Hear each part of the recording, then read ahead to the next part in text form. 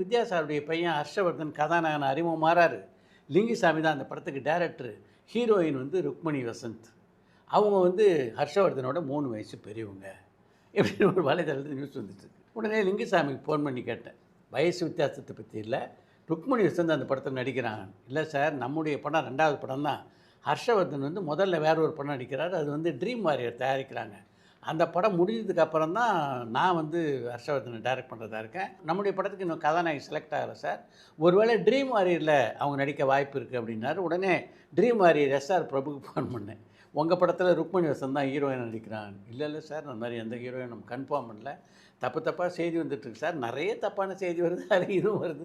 எவ்வளோ தினமும் இதுக்கெல்லாம் பதில் சொல்கிறதா இருந்தால் டெய்லி சொல்லிட்டு இருக்கணும் சார். அதனால் நான் ஒன்றும் பதில் சொல்லன்னாரு.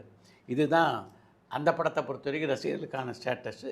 ஆனால் ஒரே நேரத்தில் ஒரு அறிமுகமாகிற காலகட்டத்திலேயே 2 படத்தில் நடிக்கிற வாய்ப்பு கிடைக்கிறது அப்படின்றது பெரிய விஷயந்தான்.